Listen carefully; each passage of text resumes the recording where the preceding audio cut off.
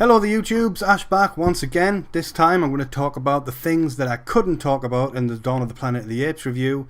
Things that maybe if you haven't seen the film you don't want to hear about. So if you haven't seen Dawn of the Planet of the Apes yet, turn this off because I'm going to spoil a few things that are best seen with your own eyes. But if you have seen Dawn of the Planet of the Apes or you just don't give a shit about spoilers, let's talk about what happened in the movie. I'm not going to go into all the details of the plot because if you've seen the film, you know what happened. And if you're one of those people who's watching this when you haven't seen the film, then I'm still not going to try and give too much away. Mainly the one thing I wanted to talk about, and probably all I'm going to talk about, is Koba, because I've never hated a character as much in my life, apart from Joffrey in Game of Thrones. Oh, what a horrible, horrible bastard of a chimp he is. A furry little Joffrey. He starts off, he gets a crowning moment right at the start where he saves Caesar and his son from being eaten by a massive bear. He manages to fuck up a couple of other times along the way, but always begs for Caesar's forgiveness. And then it just comes to a point where he just turns and it's like, fuck, what a cunt. Now, as I said in the review, you understand people's motivations when they do something that's just a little bit off. And even Koba, you understand, because if you remember in the first movie, Draco Malfoy was a twat to him, and Koba's like scarred from head to toe from the things they did to him in that lab. Even when he has a sort of argument with Caesar about having the humans in the camp, Caesar says to him, just let the humans work. And Koba starts pointing to all his scars going, human work, and the more he says it, the more anger you see in his face, and you just think, this guy's gonna snap and it's not gonna be very good. But nothing can prepare you for what he actually does, and it's when that happens, when Koba finally turns on Caesar, that I actually wanted to shout out at the screen, what a dick. Obviously I'm talking about the point where Koba shoots Caesar and you could possibly believe that Caesar's dead. The thing about this film is it wouldn't be beyond the realms of possibility for them to kill Caesar off, because it keeps you guessing all the way through, and there's so many sort of twists and turns within the film. I mean, I'm not talking like the usual suspects type twists, but you think the story's going one way and it'll go the other. For instance, you think that the whole story is going to be about the humans need to turn the power on in the dam, and they're going to have to fight through the apes to get there, but that's not what it's about at all. So for them to even contemplate killing Caesar, you think, yeah, there's room for that story to grow. I honestly thought Blue Eyes was going to have to sort of man up, because all the way through, Blue Eyes, as I mentioned before, is Caesar's son. He's sort of new to this world and doesn't really understand the dynamic between humans and apes.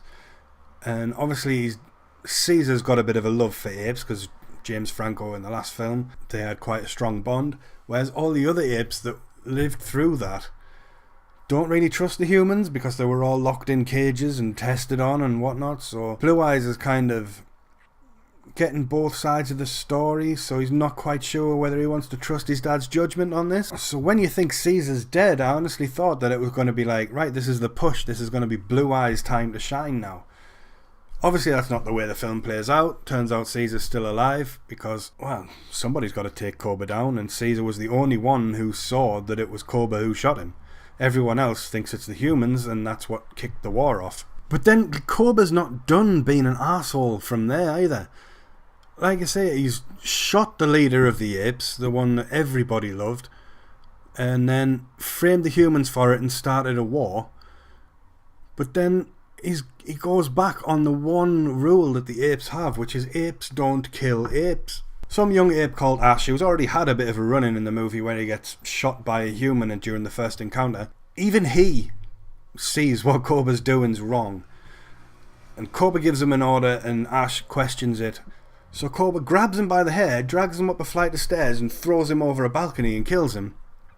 While a load of other apes are watching. And it's at that point where you're kind of thinking, this guy will break every rule in the book just to fucking stick it to mankind. The thing I loved about this film more than the performances and the effects was how it made you feel.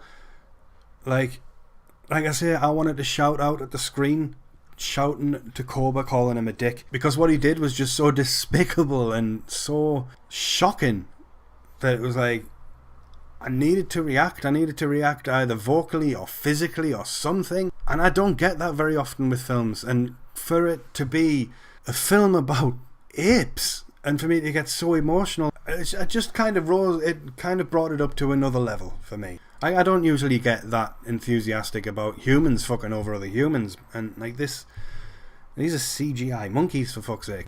The good thing is, I think word of mouth got around a lot on this movie, and all the reviews have been pretty much spectacular, so we know we're going to get a third one.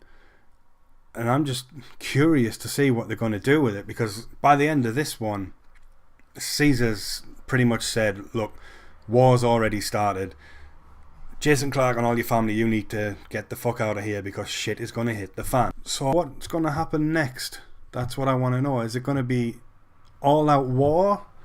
Or is there going to be a movie that sort of plays on the fact that we need to try and prevent a full-scale war again because of how bad it was for us last time? Because obviously it can't follow the same formula as the old films now. The shock factor's gone now. We've seen the dawn and the rise of the Planet of the Apes, so it's not going to matter if we get someone who rocks up and then discovers that it was Earth all along.